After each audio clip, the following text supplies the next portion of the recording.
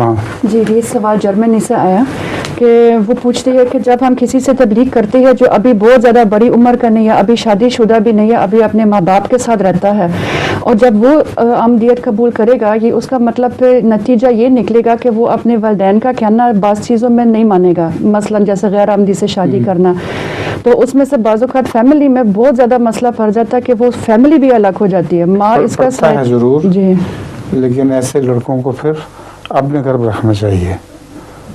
ऐसी मिसालें हमारे पास हैं कि एक लड़के ने छोटी उम्र के बच्चे को अहमदी कर लिया, तो उसके माँ बाप उससे बहुत नाराज़ हुए, तो उसने उसको अपने घर पाल लिया और बड़ा किया और उसकी शादी की, हर पहलू से उसका ख्याल भी रखा।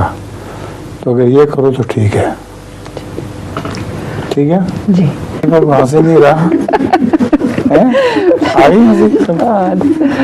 अच्छा, एक वकील होता है, वो बड़ा अमीर है मगर बड़ा स्टिंजी है, कमीना भी बहुत है, और वो बहुत बड़ी गाड़ी में जाता है, लिमो जो नहीं है, लिमोजीन जी, तो वो साइड पे देखता है 2 आदमी ना साइड पे बैठे और घास खाते हैं, तो वो बड़ा हैरान हो जाता है। घास खा रहे हैं जी। अच्छा। तो वो अपने शोफर को कहता है कि तुम रुक जाओ, मैं पता तो कर लो ये चक्कर क्या है।